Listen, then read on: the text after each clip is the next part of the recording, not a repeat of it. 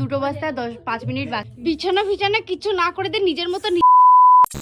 তো গাইজ এখন কিন্তু বাজে রাত 1:30, না সরি এখন বাজে রাত 2 বাজতে 5 মিনিট বাকি। এখন দেখো আমার দিদি বাড়িতে আমি রয়েছি।